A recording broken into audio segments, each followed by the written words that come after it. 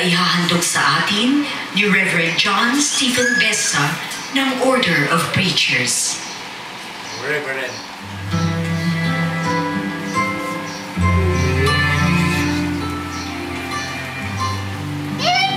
Magandang hapon po sa lahat. Tulog na kayo? Magandang hapon po sa lahat. Maari mo bang harapin ang iyong katabi? Sabihin mo, kapatid. Harapin mo yung katabi mo. Kami katabi mo. Kapatid, galaw-galaw ka nang di ka pumanaw. Di ba po usong-uso ang selfie ngayon? Yung selfie po yung kukunan mo yung iyong itsura, tapos ipopost mo. Lahat na nga po naka-selfie, simula sa almusal mong tuyo at kamatis, naka-selfie yan. Yung bago mong alagang aso, naka-selfie yan. Sa sobrang creative na mga Pilipino, pati bangs at pati kuko naka-selfie. Kung magsiselfie po ang ating Panginoong nakabayubay sa krus, ano po kaya ang pinakamagandang hashtag? May naisip po ba kayo? Kung wala po, meron akong suggestion. Pwede naman yung hashtag Krus na me, where na you? O kaya naman yung pinakamalapit sa ating pagdinilayan ngayong hapong ito, naganap na. Hashtag Aba, finish na me. Magkaroon nga po tayo ng survey sa lahat po na naniniwalang makapangyarihan ng krus ng ating Panginoon, pumalakpak.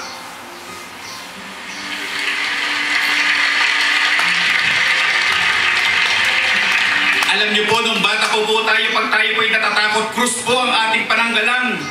Nakaganyan po tayo dahil tayo po'y bilib na bilib sa krus. Pero sa panahon ngayon, ang mga tao hiyang-hiya sa krus. Minsan nga sumakay ako dyan sa jeep, hindi ko alam kung nagkukrus ba o nagkakamot sa noo yung katabi ko. O pagkakain kayo sa food court, nagkukrus ba kayo? Hindi. Tumitingin kayo sa mga katabi niya kung may nakatingin. Pag may nakatingin, hindi kayo nagkukrus. Pero pag may hindi nakatingin, magkukrus kayo, kaya lang maliit lang. Gapiso sa liit.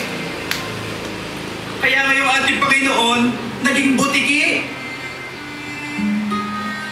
Ang ating pagdinilayan sa hapong ito ay naganap na. Ulitin nga po natin, mga wika na nagpakita ng kaganapan ng buhay ng ating Panginoon dito sa lupa.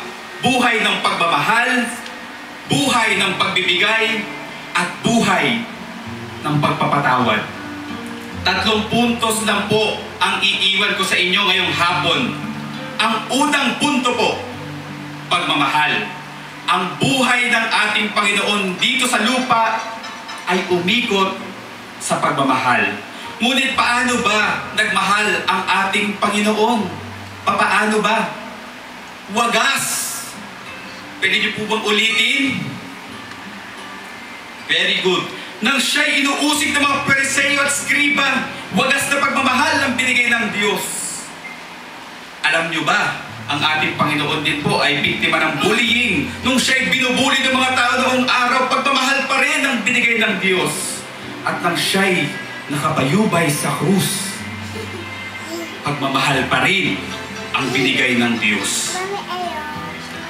Kaya niyo yun? Alam niyo po bang ang pinakamahirap mahalin ay ang tao? Naniniwala ba kayo doon? Gusto niyo ng pruweba? Harap kayo sa katabi mo.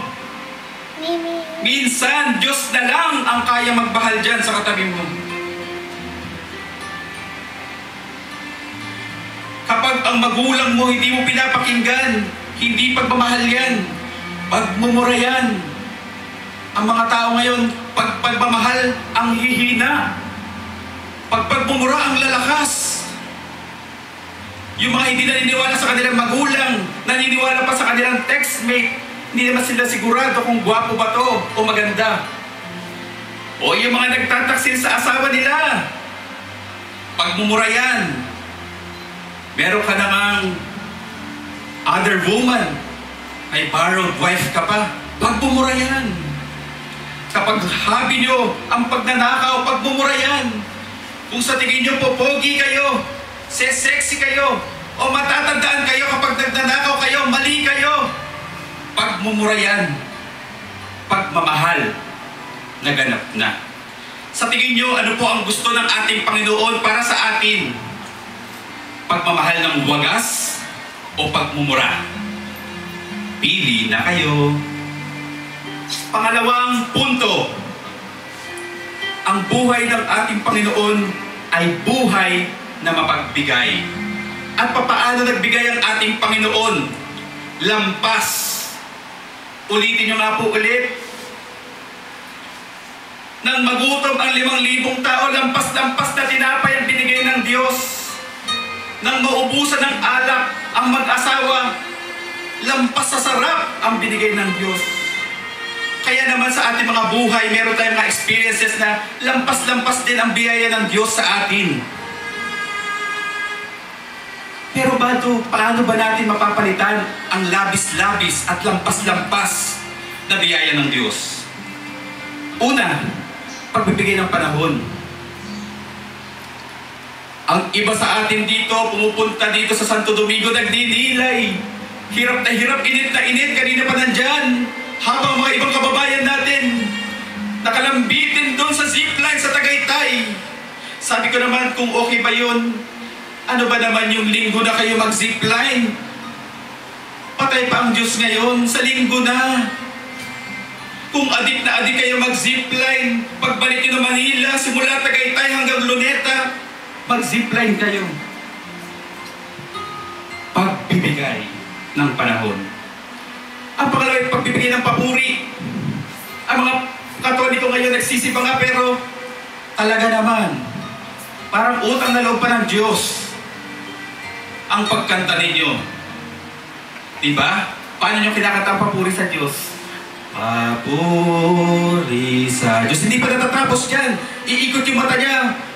Habang naghahanap, uy, sirang electric fan. Uy, yelo yung tsinelas ng katabi ko. Pagpasok ng pare, uy, ang pangit ni Father. Hiyang-hiya naman ng Panginoon sa atin. Pangatlo, pagbibigay. Ito ang mas malala. Mahina na nga magbigay. Mahina na nga kumanta ang mga tao. Mahina pa magbigay. Ang Diyos pag nagbigay sa atin, lampas-lampas. Kapag kayo, butas-butas. Tanungin niyo kung bakit. Kasi po ang inyong mga binibigay, piso-piso lang. Kaya hindi nyo napapansin yung mga kolektoras namin, kuba na, ang bibigat. Kaya nga sabi ko, may suggestion ako, palitan na natin yung offertory natin. Gawin na natin ganito.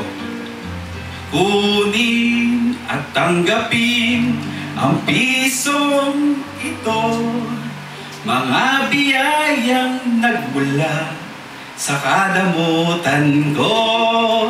Tanda ng bawat pisong iniuhulog ko, ngayon'y nananalig, nagdadamot sa'yo. Ang Diyos pag nagbigay lampas, kaya dapat kayo din po, pag nagbibigay, lampas-lampas. Huwag niyo pong pagdadamutan ang Panginoon. Sa tingin niyo po, ano po ang gusto ng Panginoon? Pagbibigay ng lampas o pagdadamot? Pili na kayo. Pangatlo, at ang huling punto ko, ang buhay ng Panginoon ay buhay ng pagpapatawad. At papaano ba nagpatawad ang ating Panginoon? Paspas. Ibig sabihin, mabilis. Paspas. Ulitin nyo nga po ulit. Nang humingi ng tawad si Mateo, paspas na pagpapatawad. Nang humingi ng pagpapatawad si Zacchaeus, paspas na pagpapatawad. Nang humingi ng pagpapatawad si Magdalena, paspas na pagpapatawad. Kayo ba, humingi pa kayo ng tawad sa Diyos? Humingi pa kayo ng tawad sa Diyos? Dapat lang. Kasi yung mga tao ngayon, pag pumupunta pag mahal na araw, hindi na humihingi ng tawad. Kaanib na sila ng bulaklak gang. Alam niyo yung bulaklak gang, pag prosesyon, walang pakialam sa katabi niya. Kahit madurog, makakuha lang ng bulaklak. Humingi tayo ng tawad sa ating Panginoon. At tayo rin ay magbigay ng tawad. Kaya yung mga ibang tao, nagkakasakit sa puso, mas iniintindi pa nila ang hindi magpatawad Mas pipiliin pa nilang ma-stroke kaysa magpatawad sa kanilang magulang, kapatid, kaibigan.